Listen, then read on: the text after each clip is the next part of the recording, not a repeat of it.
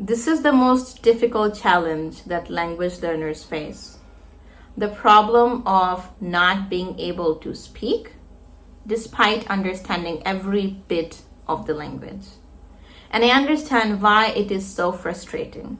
Because you feel like you know what you want to say, you understand the question, and you're almost there. You're standing at the ready, but there is something that is holding you down. You're not able to express yourself freely and openly like other people, even though you understand everything that is being spoken to you. And I know about this problem not only from my personal experience, but also from the several student interactions that I've had in my lessons, and also from my comments. This happens to be the most common challenge among English learners. I think this problem is even more common than not being able to understand English. So, some years back, when I was practicing my English and I was trying to master the language, I realized that even though I was able to speak in some conversations pretty confidently, for example, with my friends, or like some familiar topics, I was not confident like giving a speech, even in front of my class, or talking about an intelligent kind of issue, talking about politics. Then I realized that even though I'm able to think in English and everything is on track, the only thing that is holding me back is the lack of practice. By that time, I had already accumulated a bunch of listening practice, and I also had some friends to speak with.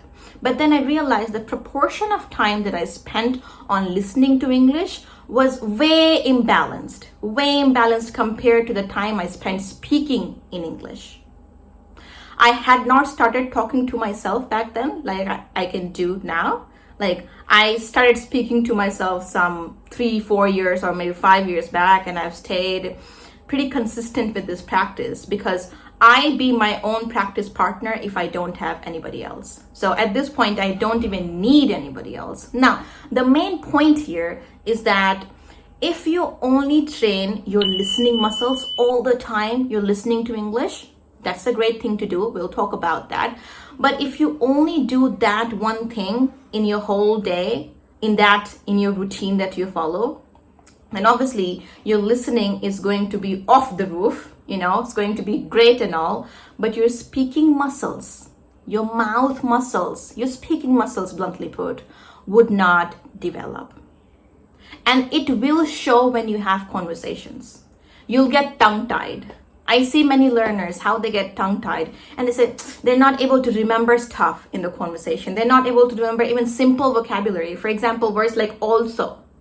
I've seen some of my students, I'm saying some of my students, not just one of my students, mixing the words also and either so many times because they say at that time of speaking, at the time of constructing the sentence, I'm just not able to remember it. What do I do about it? And they say that I get like 2 or 3 hours of listening each day. Even I'm not getting that much. You know what I mean? So the problem lies in the way you're practicing your English. Listening is a big thing in itself. I would say, in a sense, it is complete in itself. You know what I mean?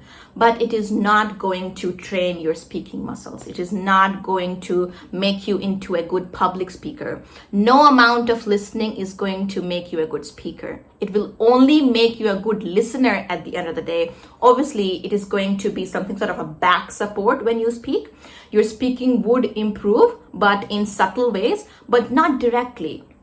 If you never open your mind to speak in English and all you do is listen to English continuously because it is fun, because it is easy, because you do not need anybody else's help, understandable, but then you have to add certain things to your routine to have that all-round development. Do you know what I mean?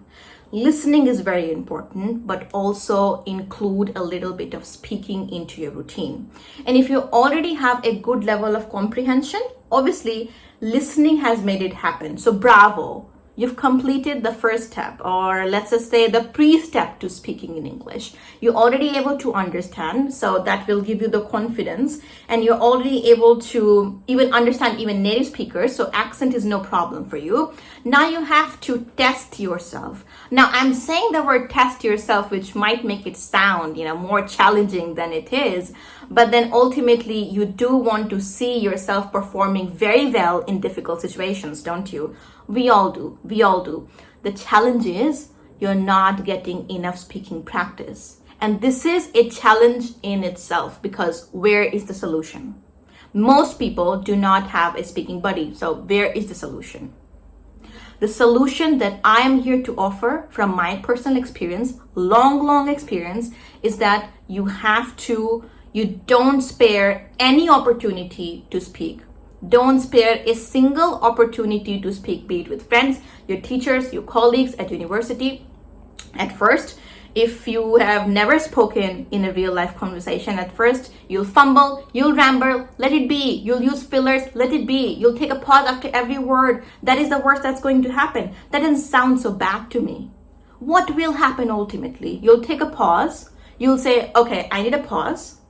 Maybe you'd say this to the other person that I'm not able to, maybe I don't have an opinion on this topic, or I'm still learning English. People will understand and they will appreciate your effort. People who run away from conversations, because I know most of the people do this at work, especially, like I want to practice my English, but when I have this opportunity, I run away. Stop doing that. Don't do that. I understand feeling vulnerable in a situation, like being in a bad situation. Nobody wants that, but you have to face up to the challenge, right? As human beings, we have to face up to difficult challenges all the freaking time. Am I not right about it? All the time. We face up to difficult challenges from life all the time, and it is just one of them, and it is not even so bad. I understand you get nervous, and nervousness, that just like that breaks your confidence even more. You lose your train of thought and things go out of hand. That is over imagining. That is being pessimistic. You have to be a little optimistic, at least at the start. Take baby steps. Again, it is only natural to use fillers while speaking. It is very natural to repeat phrases. It is supernatural to make some mistakes sometimes, because who doesn't make mistakes? If you think native speakers are able to speak this like impeccable, flawless level of English, then you are mistaken. And I'm not going to fault you for thinking that. I used to have the same idea of them until I realized that is not the truth. And also you'll find a bunch of native speakers talking about it openly. They make mistakes too. And since this is not your first language, you have to let go of that overthinking a little bit. Put it on the side, bracket that, start speaking. Other than that, what I did for myself personally was self-talks. I used to have regular self-talks. With who? Obviously, with myself. Talking to myself as if I had a person in front of me and we were having a conversation rather than a speech. Bluntly put, I imagine somebody that we're having a conversation and I take turns at speaking. And I make it very personalized. I make it sound like a conversation, not a one-way communication where I'm the only one speaking. And that is why my style of speaking, even on camera, is as if I'm talking to someone personally. I'm talking to you directly. You know what I mean? That is how I've been able to develop it. That is a byproduct. I wasn't looking to develop this ability specifically, but it happened and I'm happy. So speak whenever, wherever, at whatever time you can, with whoever you can. Try speaking to yourself sometimes. And how can you start? When you listen to something or you read a book, summarize it. Summarize the whole thing. Let's say you're studying a subject like sociology or political science or whatever it is, biology, yeah? And at the end of your study session, you want to revise everything, yeah? You want to give a submission to yourself. You have some pointers. Don't just repeat those pointers. Make it into a story. This happened and then that happens. This leads to this and ultimately this happened. Understand what I mean? Pointers, you already have the pointers. Make it into a story. Make it as if you're teaching that to someone, but not explicitly teaching that to someone, like, acting the teacher way, because I don't want you to go so far. You can keep it natural, keep it simple, plain. Use those pointers and make sentences and connected sentences. Everything that you say has to blend well with the thing that you said before and the thing that you're going to say after. Understand? That's one way of getting started. Talk to yourself as much as possible. If you want, you can record yourself. That would be really, really good. Point number 2, which is the final point in this video, is stop chasing perfection. Stop it right now. Don't chase perfection. If you think, once I have it all figured out, I know all the grammar rules in the world and the best vocabulary and the best accent, only then will I start speaking. That time will perhaps never come if you don't attempt speaking right now. Right now. You have to start speaking so you can gain more experience by speaking and hence improve. By speaking, you'll learn so much. Even today, when I have long chats with my students or for a friend, for example, I realize that some of the things that I've learned like long time back, they come up in my mind. And some don't. When I try to pull a vocabulary word that I learned like a very long time back, I just randomly try to pull it into my working memory. It doesn't happen. And then I realize the parts that I have to rework, the parts that I have to revise. So speaking gives you a lot of experience that is only peculiar to speaking. You cannot gain that experience by listening or by reading or by writing in any way, shape, or form. Don't chase perfection. Again, you're allowed to make mistakes. You're allowed to ramble. Ramble. What are you going to do? If you're not able to think the next sentence, you're going to ramble, yeah? Think. It is fine. It's completely fine. Again, people who run away from conversations, they do not get anyone's respect. They don't get anyone's respect, but people who make efforts continuously, continuous efforts, they deserve and get respect from everybody around them. That is a bare fact, isn't it?